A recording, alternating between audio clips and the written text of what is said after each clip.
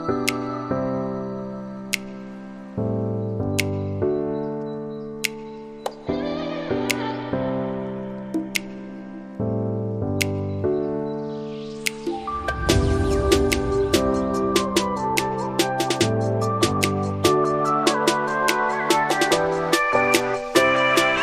Guys welcome back to my channel. तो चले एসেছি আজকে আরো একটা নতুন ভিডিও নিয়ে।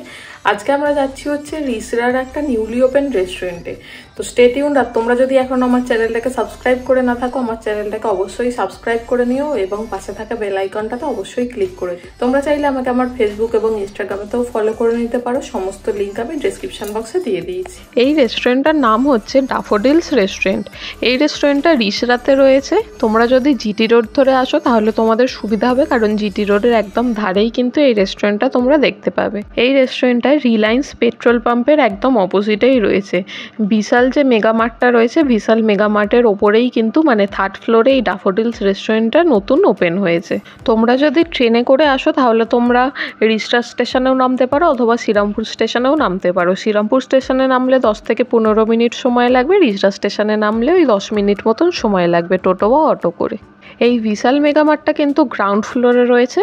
তার পাশ দিয়েই কিন্তু তোমরা এই রেস্টুরেন্টে চলে যাওয়ার লিফট পেয়ে যাবে।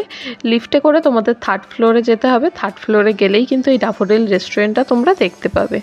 এখানে বাইরে কিন্তু একটা ওয়েটিং সেকশনও রয়েছে, মানে ভিতরের রেস্টুরেন্টটা যদি পুরোপুরি ফুল হয়ে যায় তোমরা বাইরে ওয়েটও করতে পারো। তবে ফুল হওয়ার চান্সটা কিন্তু খুবই কম আছে, কারণ হিউজ সিটিং ক্যাপাসিটি রয়েছে, তোমরা দেখতেই পাচ্ছ ভিডিওটাতে।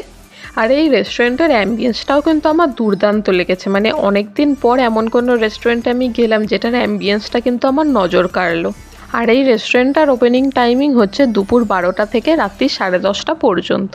এখানে তোমরা ইন্ডিয়ান এবং চাইনিজ কুইজিনের খাবার দাবারের পাশাপাশি পিৎজা, তন্দুর, সিজলার, ব্রেভারেজেসের মধ্যে অনেক কিছু অপশান পেয়ে যাবে। এখানকার সার্ভিসও কিন্তু আমার খুবই ভালো লেগেছে। তবে একটা আমার মাইনাস পয়েন্ট লেগেছে, সেটা হচ্ছে আমরা দেখো ভিডিও করবার জন্য এতগুলো আইটেম আমরা অর্ডার করি। তো আমরা যখন ওনাদেরকে শেষে একটা রুটি নেবো বলে বললাম, তো ওনারা বলেন 1 পিস রুটি ওনারা সার্ভ করেন না, মানে মিনিমাম 2টো রুটি নিতেই হবে। কিন্তু প্রথমে ভারী কোনো খাবার খাওয়ার পর শেষে 2খানা রুটি খাওয়া কারোর পক্ষেই পসিবল হয়ে ওঠে না। তার জন্য সব রেস্টুরেন্টেই দেখেছি একটা রুটি সার্ভ করে, পরে আমাদের যদি লাগে আমরা আর একটা রুটি বলে দিই। কিন্তু এখানে দেখলাম 2টো রুটিই মিনিমাম নিতেই হবে। তো এই জিনিসটা ওনাদের একটু ঠিকঠাক করা উচিত, কারণ একটা নান বলো বা লাচ্ছা পরোটা বলো এগুলো কিন্তু যথেষ্টই বড় হয়। তো এত কিছু ভারী খাবার খাওয়ার পর বা অনেক কিছু আইটেম ট্রাই করবার পর 2খানা রুটি বা পরোটা কিন্তু খাওয়া কারোর পক্ষেই পসিবল হয়ে ওঠে না। তো স্বাভাবিকভাবেই সেগুলো আবার প্যাক করে আমাদের বাড়িতে আনতে হয়। আবার কন্টেনার চার্জও কিন্তু ওনারা 10 টাকা করে নেন। তবে এই নাচোসগুলো কিন্তু ওনারা একদম ফ্রি অফ কস্টেই দিয়েছিলেন। এই নাচোসগুলো কমপ্লিমেন্টারি ছিল। আমরা মেনু দেখতে দেখতে এই নাচোসগুলো খেতে খেতে তারপর অর্ডারটা করেছিলাম। আর এই নাচোসগুলো কিন্তু বেশ ক্রিস্পি ছিল আর খুবই টেস্টি ছিল। তো নাচোস খেতে খেতে আমাদের ফার্স্ট অর্ডার যেটা করেছিলাম সেটা আমাদের টেবিলে সার্ভ করে দিয়ে গেল, যেটা হচ্ছে পিৎজা মাটন কিমা। এটার প্রাইস পড়েছিল 300 রুপিস।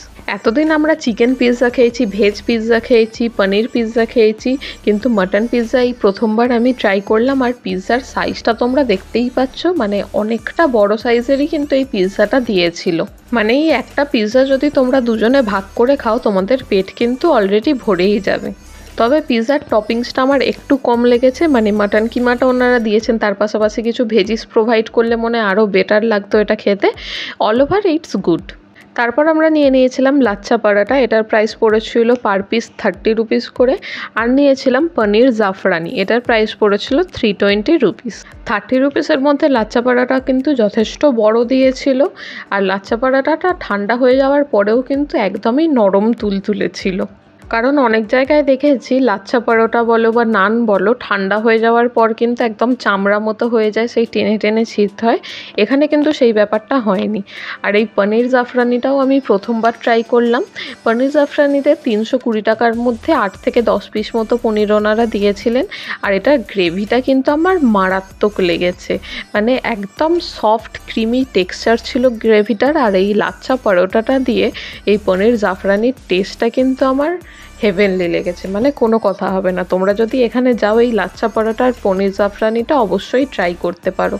এই দুটো খাবারের কম্বিনেশন খেতে ভালো লাগলেও কিন্তু এর আগে যে আমরা পিৎজাটা খেয়েছি সেটা খেয়ে অলমোস্ট তো আমাদের পেট ভরেই গিয়েছিল, তার জন্য এটা আর বেশি খেতে পারিনি, বাকিটা আমাদের প্যাক করেই বাড়িতে আনতে হয়েছিল। আর এই পনিরটাও কিন্তু বেশ সফট ছিল, আর এটার গ্রেভিটা দিয়ে পনিরের টেস্টটা কিন্তু আমার অন্য লেভেলেরই লেগেছে। মানে এই পনিরটা আমার এতটাই ভালো লেগেছে, আমি তো শুধুই খেয়ে যাচ্ছিলাম।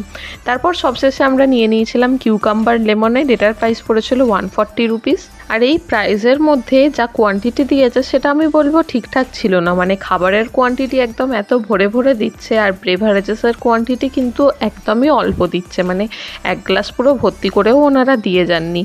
আর আমরা যখন বেভারেজেসটা অর্ডার দিই তখন ওনাদের জেনে নিই যে এটা সোডা বেসড কিনা, তো ওনারা বলেছিলেন এটা সোডা বেসড হবে, তবে এটার মধ্যে সোডার পরিমাণটা কিন্তু আমি খুবই অল্প পরিমাণেই পেয়েছি। আর এটা আমার একটু বেশি মিষ্টিই লেগেছে, মিষ্টির পরিমাণটা যদি আমি বাদ দিই তাহলে মোটামুটি ঠিকঠাকই ছিল, মানে কিউকাম্বারের একটা ফ্লেভার আমি এটার মধ্যে পাচ্ছিলাম। তো অল ওভার ইটস গুড। বেভারেজেসটাও একটু কম লাগলে এখানকার খাবার দাবারের কোয়ান্টিটিতে কিন্তু কোনো রকমভাবেই ওনারা কম্প্রোমাইজ করেন না। তো এখানে গিয়ে তোমরা একটা এক্সপিরিয়েন্স করে আসতে পারো, এখানকার লোকেশনটা আমি ডেসক্রিপশন বক্সে দিয়ে দিয়েছি, তোমরা চেক আউট করে নিও। আজকের ভিডিওটা তাহলে এখানেই শেষ করছি। ভিডিওটা ভালো লেগে থাকলে ভিডিওটাকে লাইক করো, কমেন্ট করো, আর প্রচুর পরিমাণে শেয়ার করে দিও। তো দেখা হচ্ছে পরের ভিডিওতে, ততদিন পর্যন্ত stay safe and healthy. Tata.